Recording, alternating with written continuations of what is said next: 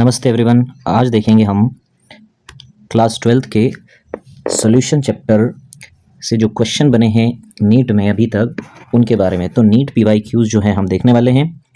सबसे पहला क्वेश्चन देखते हैं। 5 moles of liquid X and 10 moles of liquid Y makes a solution having a vapour pressure of 70 torr. Question को समझेंगे। 5 मोल X के हैं और 10 मोल Y के हैं। जब इनसे सॉल्यूशन बना तो सॉल्यूशन का वेपर प्रेशर जो ऑब्जर्व हुआ वो आया 70 torr. Okay, the vapour pressure of pure X and Y are 63 torr and 78 torr respectively. Pure X का वेपर प्रेशर 63 टॉर और Y का 78 टॉर दिया हुआ है। So which of the following is true regarding the described solution.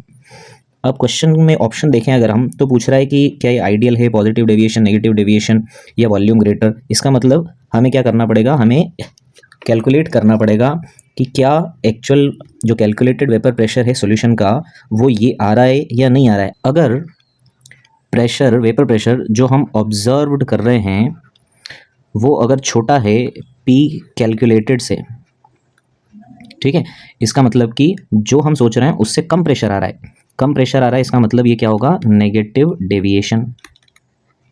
ठीक है, negative deviation from Raoult's law. और अगर P ऑब्जर्व्ड जो दिया हुआ है वो ग्रेटर हो जाए, ग्रेटर देन P कैलकुलेटेड, इसका मतलब होगा पॉजिटिव डेविएशन। ठीक है, तो हम क्या करें, कैलकुलेट कर लेते हैं। सबसे पहले अगर हम बात करें राउल्स लॉ की तो राउल्स लॉ लगाना पड़ेगा और राउल्स लॉ में भी हमें आगे Dalton's law. So P total is equals to PX plus PY। ठीक है, so P total is equals to PX कितना होगा, P नॉट ऑफ X और उसका mole fraction X of X plus PY P not of Y और XY। अगर P not के बारे में बात करें तो P नॉट दिया हुआ है, P नॉट ऑफ X 63 और Y का 78, 63 एंड 78, 63 और मोल फ्रैक्शन ऑफ X निकालना है।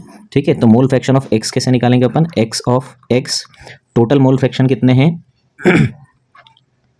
5 प्लस 10 और X के कितने हैं 5, तो 5/15 जो कि आएगा 1/3। तो यहाँ कैलकुलेशन में 1/3 प्लस P नोट है 78, ओके 78 और यहाँ मल्टीप्लाई होगा X ऑफ Y जो कि आएगा 10/15, तो 2/3, 2/3।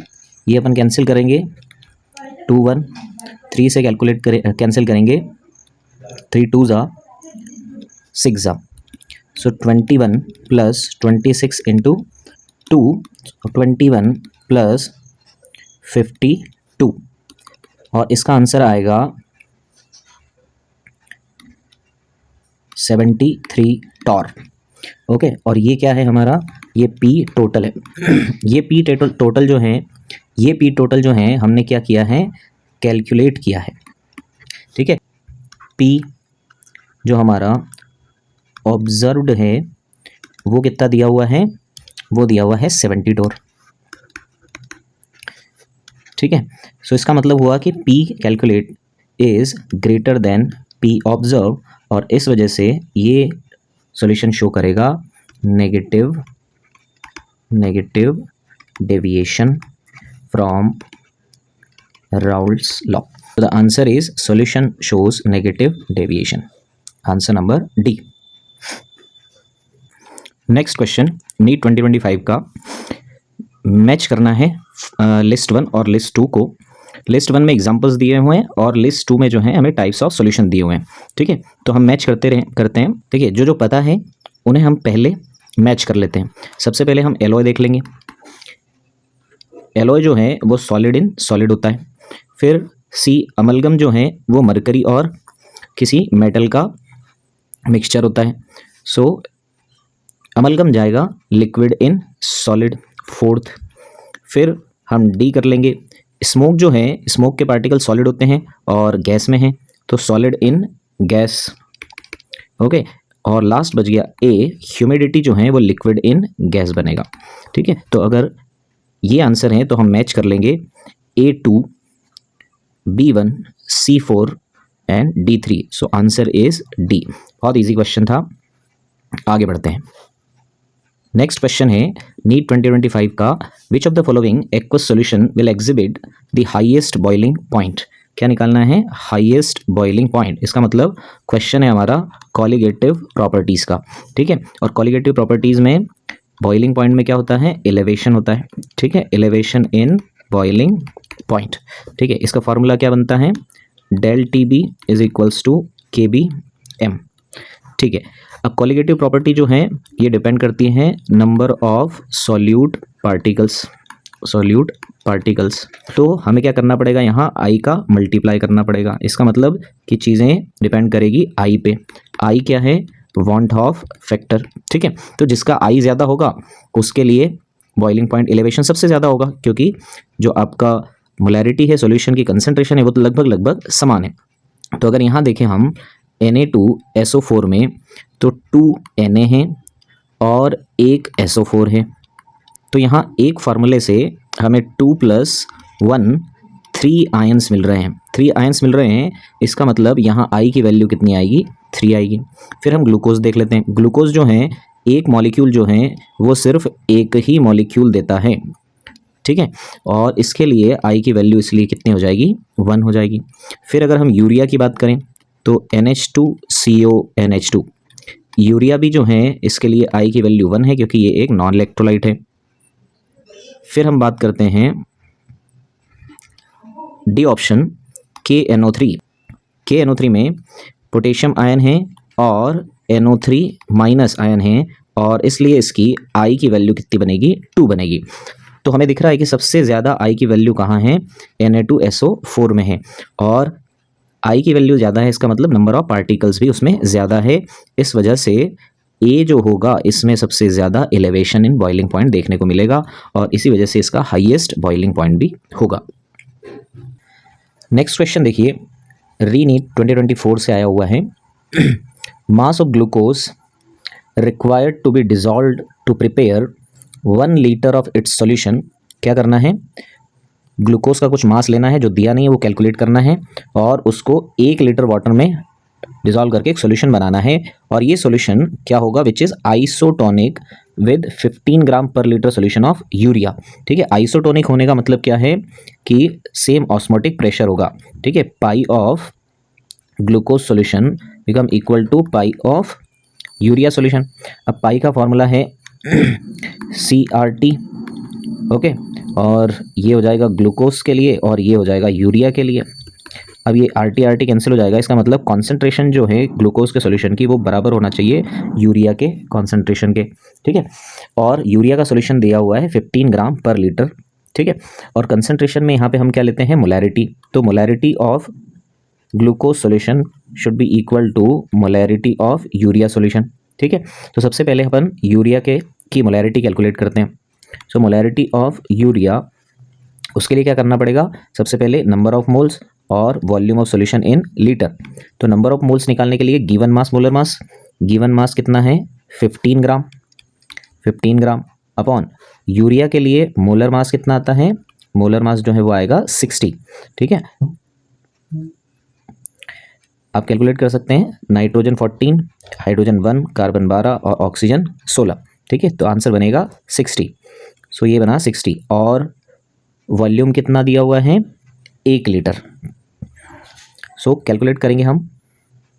3 5 जा, 3 2 जा, 5 1 जा और 5 4 जा, which means 1/4 which is equal to 0.25 m भी लिख सकते हो, या फिर 1/4 ही सही रहेगा, 1/4 मोल पर लीटर, है ना। ये इसी को आप क्या बोल सकते हैं? m/4 भी बोल सकते हैं। चलिए नेक्स्ट देखते हैं अपन।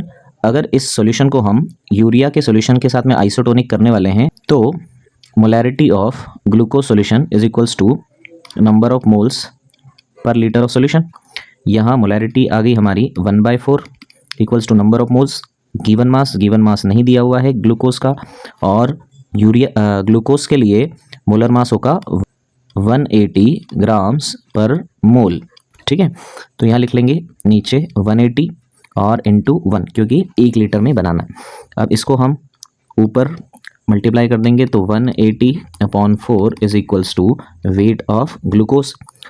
4 से काट देंगे अपन, 4 चुक 16, 2 बचेंगे और 4 पंजे 20। सो WG की वैल्यू आ गई हमारे पास 45 ग्राम्स।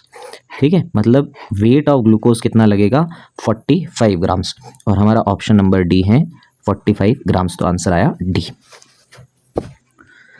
नेक्स्ट क्वेश्चन देखिए, नीट 2024 का, the Henry's law constant KH है, वैल्यू ऑफ 3 गैसेस, 3 गैसेस दे रखी हैं A, B और C, और इनको